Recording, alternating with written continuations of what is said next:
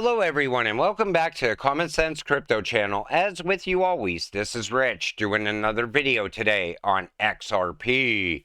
So I hope you're all having a wonderful day today wherever you are in this great world. We're going to talk about XRP. Now, I got a few other things I got to start with and I'm going to go through them relatively quick. So US inflation falls to 4.9%, lower than expectations. How many of you honestly believe that? I don't know about you, but when I go and get gas and I get groceries, nothing has changed. If anything, it went up a little bit. And I think these numbers that they come out with are just something that they could sell to the American people at this point. Top UAE royal officials shorted billions of dollars in U.S. stocks fearing a recession. The fear of an upcoming global recession has definitely alerted nations around the world. A global recession will definitely affect the price of stocks and commodities, whether it is in the U.S. or any other nation. According to the latest details, people familiar with the matter told Bloomberg that a top Abu Dhabi controlled investment firm has shorted billions of dollars in U.S. stocks. I think we're going to see other countries and other companies do this as well as time goes on. BRICS to launch common currency for international trade. As the annual summit is set to take place this summer, the BRICS alliance is reportedly set to discuss the potential launch of a common currency used for international trade. Subsequently, the nations are continuing their efforts to dethrone the US dollar's dominance in global trade. Now, this should be all over the mainstream media news, but yet nobody talks about it. Get the people prepared for what's coming. But the good thing is, once the US dollar falls in value, us as crypto investors, as XRP holders, we're going to see crypto skyrocket like never before. US Congressman George Santos charged with money laundering and fraud. I was actually shocked to see this because these politicians all the time break the law, yet no charges are ever filed. This was definitely a shocker. Breaking Ishwan Wahi, former product manager at Coinbase, has been sentenced to 2 years in prison in first ever cryptocurrency insider trading case. Now listen to what this guy did, and it's no different than what these politicians are doing right now.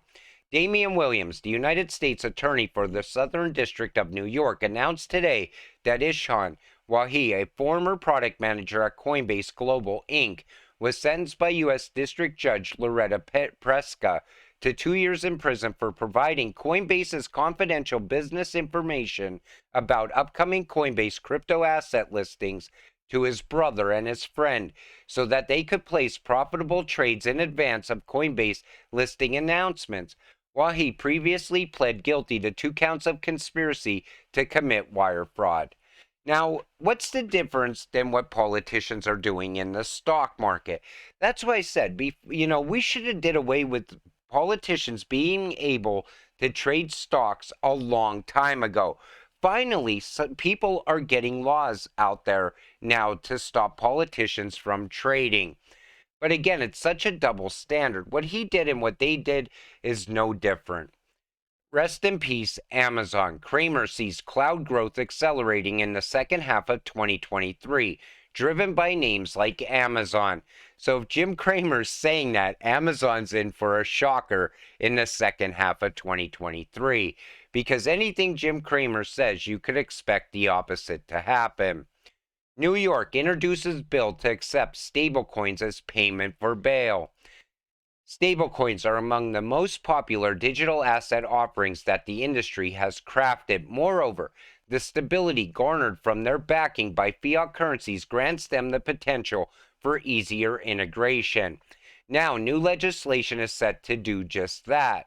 New York has introduced a new bill that would accept stablecoins as a form of payment for bail. Moreover, the bill would amend the existing acceptable forms of bail payment, which include cash, credit cards, and various bonds, to now include the digital asset class. And we need to see more of that happening.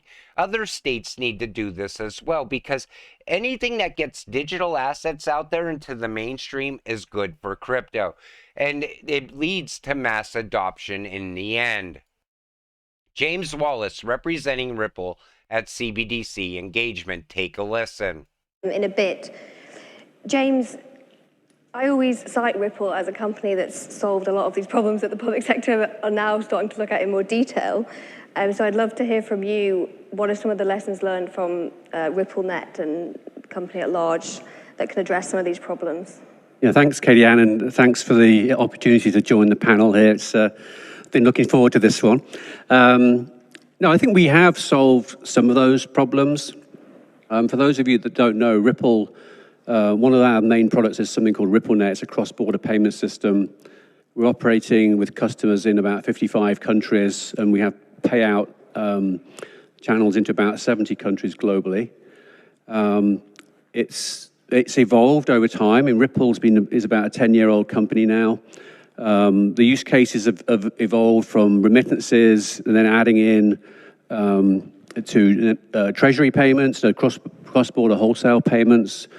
The big breakthrough that we saw, though, is we were trying to do a better.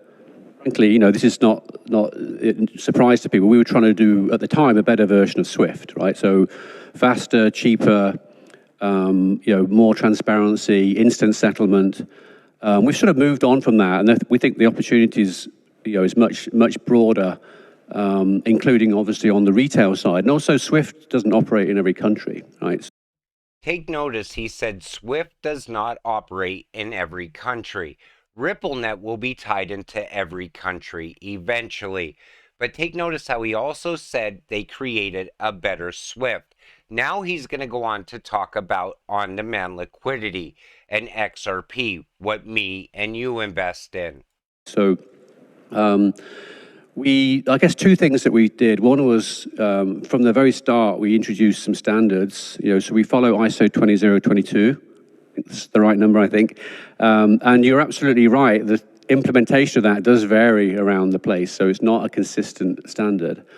And the other breakthrough we had was with something called on-demand liquidity. So this is where we use a native digital asset, a crypto, XRP, as a bridge currency between the sending country and the receiving country. We call it on-demand liquidity because the way the model works is it negates the need to have pre-funded Nostro accounts in the destination country. So you essentially, you take your US dollar, you convert it with our help into XRP, you then send it to Mexico, for example, and convert it to Mexican pesos. And that's all done in a matter of seconds, right? And it's very low cost, very transparent. I really love the work the FSB has done. And I think, where we're at now is we think we have solved a lot of these problems, but we'd love to collaborate, right, and work together.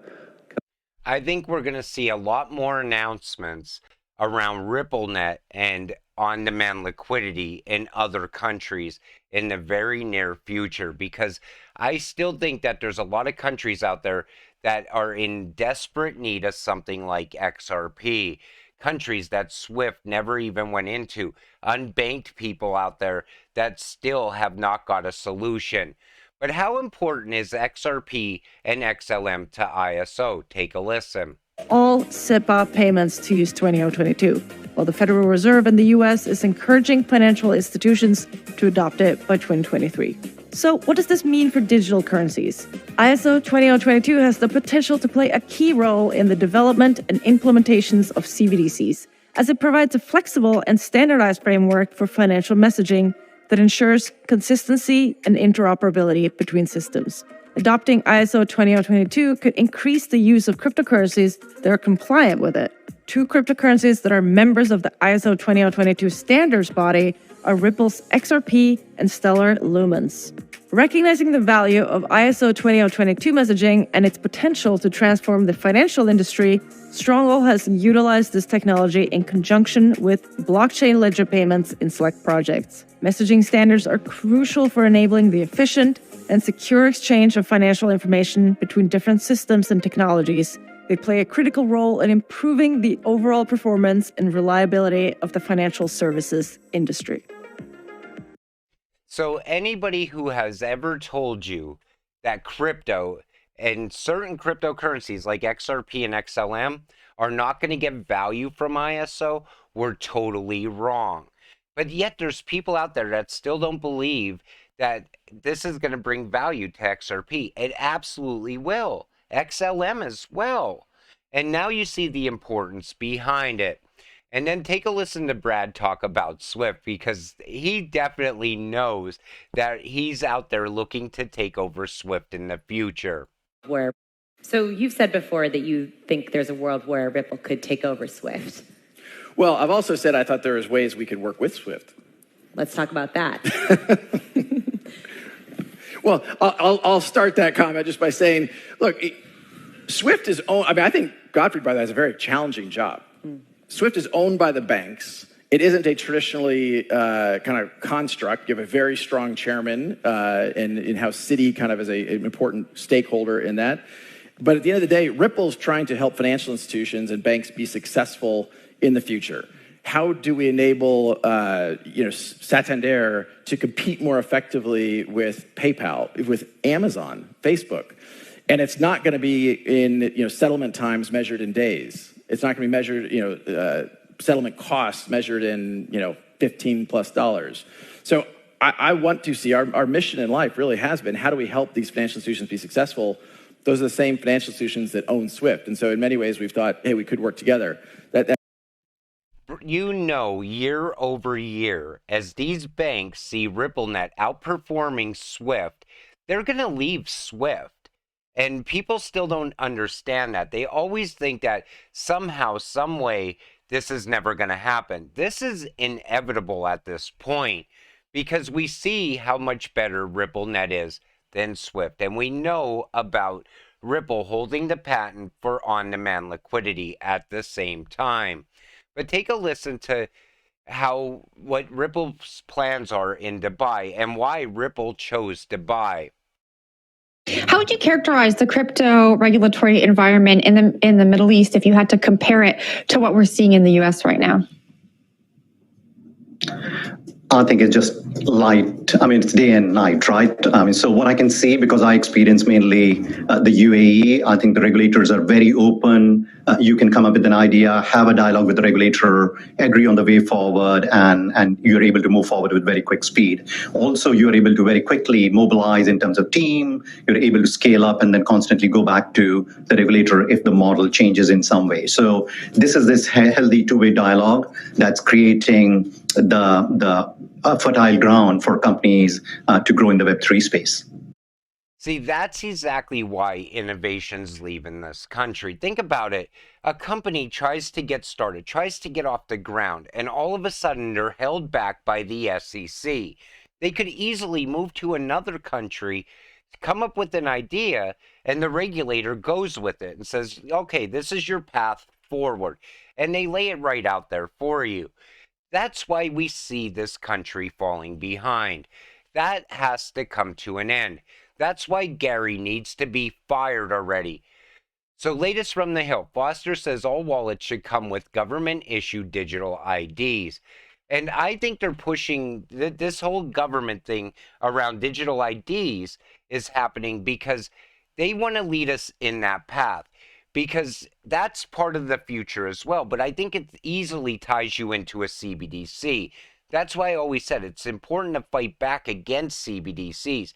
Listen, XRP and QNT and the rest of these ISO coins can fix this current financial system. But certain people don't want that. They want a great reset instead. We need to fight back against that. But we're still going to get rich in the end off of our XRP, no matter what. U.S. lawmakers hold the EU and UK as examples of crypto regulation in joint hearing. And finally, they're starting to pay attention that the rest of the world is getting ahead of us. Other jurisdictions are indeed pushing ahead. They have been pushing ahead, said Santori. These are G20 jurisdictions with sophisticated financial service markets, sophisticated technology industries. The U.S. is significantly behind in that respect. That's why I said you're going to see regulations around crypto pop up in the UK or the EU first. Then later, they're going to come to the US. And that's exactly what's happening right now. The good thing is I did another video where I show you what's going on with Congress. They're ready to act. They're ready to give more power to the CFTC around commodities, which is what we hold. XRP, a cryptocurrency. It's been called a commodity by the CFTC in the past, and it will move forward in that direction no matter what. The SEC needs to be stopped before this country can move ahead with anything. That's my opinion on it. But with that said, I'm going to wrap up this video. I want to thank you all for watching. I appreciate all of you watching my videos. We'll see you in the next one. Have a great night.